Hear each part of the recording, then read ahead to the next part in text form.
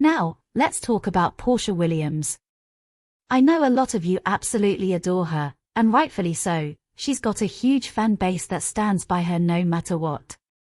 Porsha can do no wrong, and even when she makes mistakes, some people are willing to look the other way. Porsha is undoubtedly that chick in the eyes of her fans, and I get it. She's charismatic, funny, and has a way of making an impact wherever she goes. But for me, it's a little more complicated. There's a side of Porsha that I've always found problematic, and it's not just something that started in this new season of The Real Housewives of Atlanta. It goes all the way back to season 9, and it's something that still bothers me today. Let's rewind for a moment. Do you remember that whole debacle with Porsha and Kandi Burruss during season 9? To me, it was a turning point. Porsha went at Kandi with such confidence, sitting there with her chest poked out, saying all kinds of things that just didn't make sense. And what was Kandi's reaction? Confusion. She sat there, completely baffled, asking where all this was coming from. Porsha had all this energy and went after Kandi like there was no tomorrow, and it made me question her character. Not because Kandi is perfect, but because the way Porsha carried herself seemed almost too bold, as if she was too comfortable with playing dirty. I don't know Kandi personally, but from the outside, it was obvious that Porsha was trying to start something out of nothing. That entire season, Porsha came across as someone who was playing games, and it didn't sit well with me. I remember thinking at that time that she wasn't a great friend. She may have had a good heart deep down, but in that moment, I felt like she was being manipulative, and that's a red flag. You're calling someone your friend and then trying to bring them down like that. That situation with Kandi made me lose some respect for Porsha, because I couldn't understand how she could go after someone with no real reason or evidence. It wasn't just a one-off moment. It was a pattern that I noticed again and again throughout that season. And then there was the whole situation with Shamea, where Porsha sent her a letter explaining why she couldn't make it to Shamea's wedding. Think about it, your best friend can't even make it to your wedding. Who does that? That's a huge red flag. If you're that close to someone, shouldn't they be there for one of the most important days of your life? Yet Porsha found a way to explain that away, and it left me thinking, is she really a true friend? Fast forward to the current season, and Porsha's actions continue to raise eyebrows. In the premiere episode of season 16, there's this moment where Porsha tells Drew Sidora that she's a low-down dirty person. Excuse me? Drew by trade is an actress and a singer, and she's been working with Porsha's ex, Dennis McKinley, to create music for the show. But Porsha? She's all up in arms about it. Let's pause for a second and think about this. Drew is simply doing her job and working with someone she has a professional relationship with.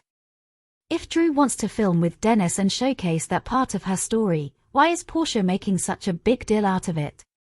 It's not like Porsha is married to Dennis anymore. They have a child together, yes, but the relationship ended. So why is it such a problem for Drew to film with him? Porsha's attitude here makes no sense. It feels like she's trying to control the narrative or be the center of attention, and it's coming off as petty.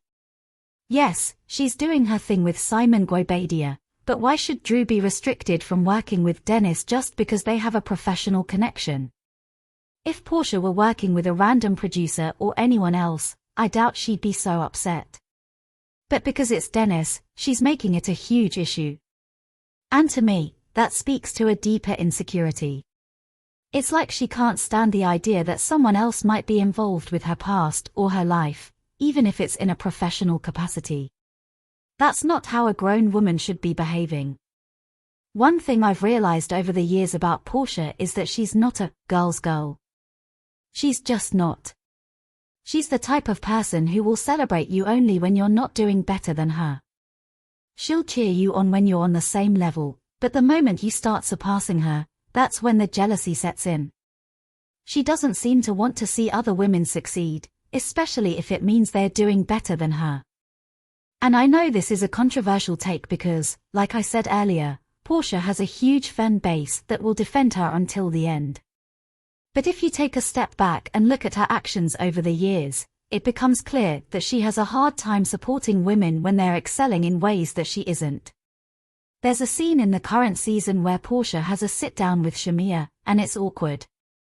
Porsha starts sighing as Shamia is talking to her, and you can tell that she's not engaged. Shamia even calls her out on it, saying, "Am I boring you?" Now, who does that? Who sighs while someone is talking to them, especially a close friend? But I can already predict how Porsha will explain it away. She'll say, "Oh, I just got off a flight," or "I was tired," or "My daughter was sick the night before." She'll make up an excuse because accountability is never on the table. Porsha is not the type of person who will ever admit when she's wrong. She'll deflect, make excuses, and avoid taking responsibility for her actions. Don't get me wrong, I'm not saying Porsha is completely dumb. She's not unintelligent, but she likes to play dumb sometimes. Remember when she had that whole 265 days in a year moment, or the "who's driving the train" thing? Those moments were just quirky, and some people took them as signs that she's not all there. But trust me, Porsha knows exactly what she's doing. She might play the part of the ditzy, naive girl for the cameras, but behind all that, there's a woman who knows how to work the system. She may act like she doesn't have it all together, but she knows exactly how to play the game. So, calling her dumb is a stretch. I think she's playing a part that's a little more strategic than people realize. That brings me to the current season of The Real Housewives of Atlanta. I don't expect this season to bring anything groundbreaking. I think we're beyond the glory days of this show. The numbers for the premiere episode weren't bad, but they weren't great either. They had about 750,000 viewers, which is better than the 500,000 or 600,000 they've been getting, but it's far from the 3 to 4 million viewers the show used to pull in its prime. The best years for Real Housewives of Atlanta are behind them, and I don't think they'll ever reach those heights again. As much as fans want to see these women shine, the reality is that the franchise has run its course. And it's not just Atlanta, this applies to other cities like Beverly Hills, Orange County, and even Miami. I honestly don't know why they keep trying to resuscitate Miami. It's like flogging a dead horse at this point. I think the reason Real Housewives of Salt Lake City has gained so much traction is because it's the new kid on the block. People are intrigued by the freshness of it all. But the older shows, they've had their heyday. The spark that once made them so captivating is gone. Now, we're just left with the remnants of what used to be. So, what do you think? Do you agree with Porsha that Drew shouldn't be filming with Dennis? Do you think Drew should have reached out to Porsha to get her blessing? Or do you think it's totally fair for Drew to include Dennis in her storyline? I want to know what you think, so leave your thoughts in the comments below. As always, thanks for stopping by. This is Jorah Golden, J-Girl, signing off. Until next time, take care.